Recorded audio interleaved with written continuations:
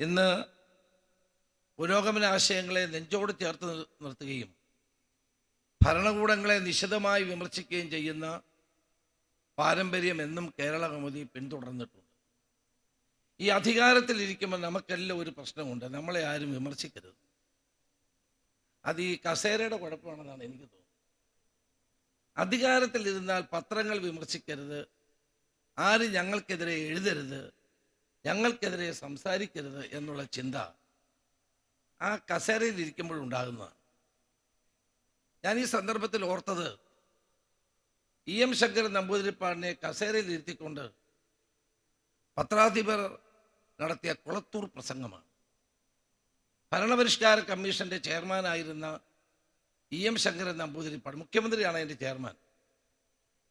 അന്ന് ഉയർന്ന സ്ഥാനങ്ങളിൽ സംവരണം വേണ്ട എന്നൊരു തീരുമാനം അന്നത്തെ മുഖ്യമന്ത്രി എടുക്കുകയുണ്ടായി.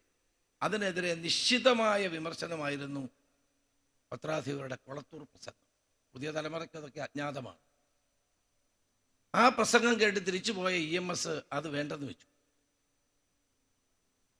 സ്വന്തം ഭരണകൂടത്തിനെതിരെ, തൻ്റെ സ്വന്തം ഗവൺമെന്റിനെതിരെ തൂലികാനാമത്തിൽ വിമർശനാത്മകമായി ലേഖനം എഴുതിയ ആളായിരുന്നു പണ്ഡിറ്റ് ജവഹർലാൽ നെഹ്റു.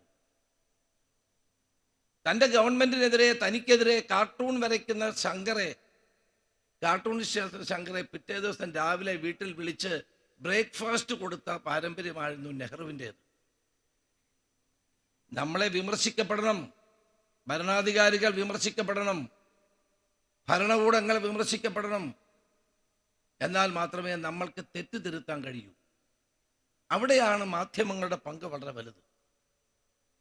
ഭയകൗടില്യ ലോഭങ്ങൾ വളർക്കില്ലൊരു നാടിനെ. ദിവാൻ ഭരണകാലത്ത് സത്യം എഴുതിയതിൻ്റെ പേരിൽ തിരുവനന്തപുരത്ത് നിന്ന് നാട് കടത്തിയ സ്വദേശാഭിമാനി രാമകൃഷ്ണപിള്ളയുടെ വാക്കുകളാണിത്. പത്രാധിപന്മാർ സ്വീകരിക്കേണ്ട നയം വളരെ വ്യക്തമാണ്. ഭരണകൂടങ്ങളെ വിമർശിക്കണം, തെറ്റുകളെ വിമർശിക്കണം, നേര് പറയണം. കേരള കൗമുദി എപ്പോഴും സ്വീകരിക്കുന്ന സമയം അവർക്കൊരു നയമുണ്ട്. ആ നയം അവർ പറയും, പക്ഷേ വാർത്തകളിൽ ആ നയം പ്രകടിപ്പിക്കാറില്ല. അവർക്കിഷ്ടമില്ലാത്ത കാര്യങ്ങൾ നമ്മൾ പറഞ്ഞാലും നമ്മുടെ വാർത്ത കൊടുക്കും. പക്ഷേ കേരള കൗമുദിയുടെ നയത്തിലോ വിശ്വാസത്തിലോ അത് മാറ്റം വരുത്താറില്ല. അതാണ് പ്രത്യേകത.